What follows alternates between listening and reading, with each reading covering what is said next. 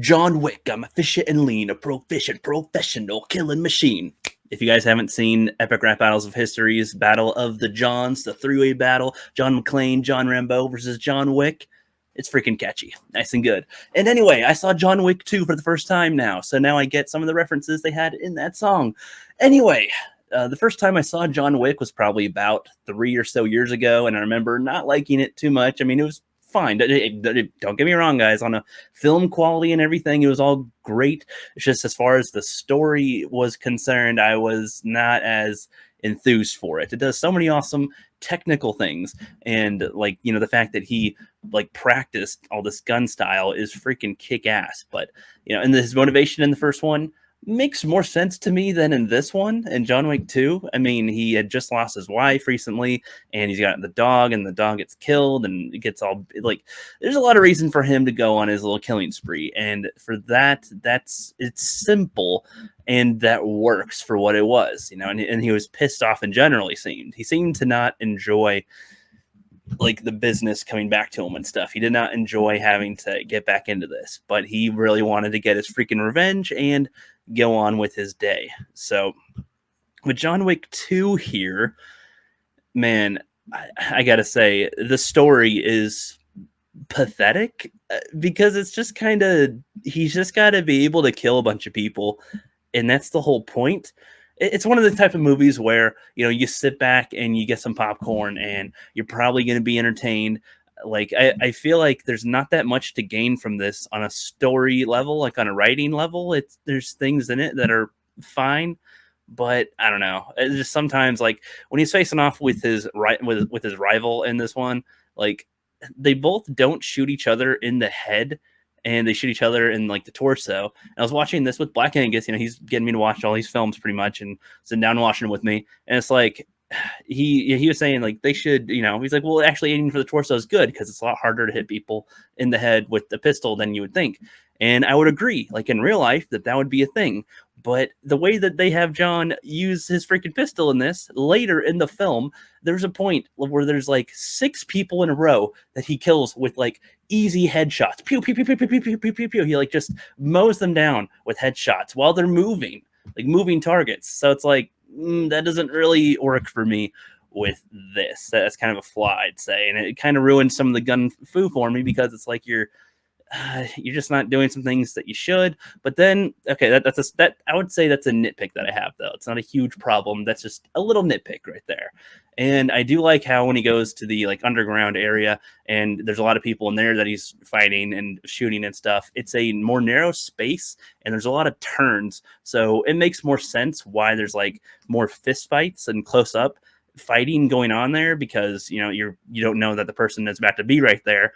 But then there's just a few times where people kind of run at him without any guns. Like in the beginning, like it starts out with a huge fight in the beginning, and like these guys come out of a car and they just run at him.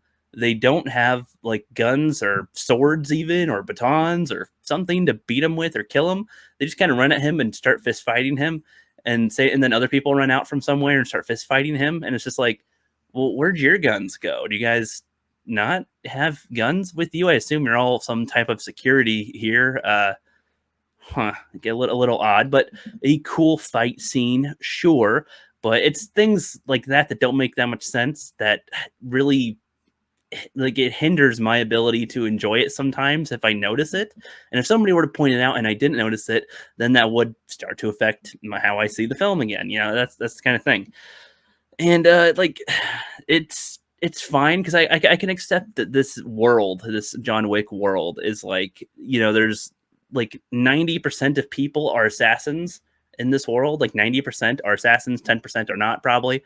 And so that's fine. And being an assassin is like a superpower, it seems. And John Wick's like one of the best. And man, like I really don't have much to say other than this. I mean, that's all I really got. The gun fu is cool. I love that Keanu Reeves himself took so much time to practice and perfect this stuff, and that the filmmakers, the cinematography, the sound effects, the music, a lot of this is really well done. Like on a filmmaking standpoint, this gets high bars. But story, this is just people, or he's just got to kill people. And it looks based on the ending, like it looks like based on the ending of this, in the next film, he's just gonna have to kill more people. And I would rather there be some level of something here, because I feel like you can do a level, like maybe even a mix of like Spider-Man slash the Punisher. Now, hear me out with that one. That's a little different here. Like, when I say Spider-Man, I mean like in the Raimi film, when like when he lets the shoplifter get away and then somebody he cares about gets hurt, something like that. And then the Punisher, as in, he, ends up dealing a lot of revenge on people that are scummy to a certain degree, and it's just dishing out his own level of justice. Like, I feel like something like that could happen here, but maybe in a way that gets the attention of the assassins and gets them onto his back. Like maybe it starts out with a gangster, uh, you know, uh, like maybe he lets a gangster get away with killing somebody, like they're in the alleyway or something, and he just, John Wick is there and just walks by. He does not intervene. Maybe there's just some situations that he could have intervened and saved somebody's life, but he doesn't, and then that comes back to haunt him. Or maybe just the amount of them pile up a bit, and he starts to feel some level of guilt for not utilizing his own skills to do something good. Maybe that would make it more interesting. I don't know. I'm just throwing some stuff out here, guys, because honestly, the story is so uninteresting. I don't know. Like, I'm gonna watch John Wick 3 tonight, and by the time I post this, I don't know when that'll be and when I'll record that video. But I'm not looking forward to it. It seems pretty lame, and they're making a John Wick 4. What is the point? What is the point of this story? There isn't a story here at all. This character is so bland, which is fine. I'm fine with him not having that much dialogue. Don't you mistake me. Not having a lot of dialogue is a lot of character stuff, but like there's just in general, there's nothing really going on here, which is that's my main problem here. There's nothing to invest in. I don't have to think about the film very much because there's not much to think about of the film. There's other characters in this that I probably wouldn't mind exploring a little bit more, but don't get too much of that. That's my thoughts on John Wick 2, guys. John Wick 3 is coming soon. Not looking forward to it. Later.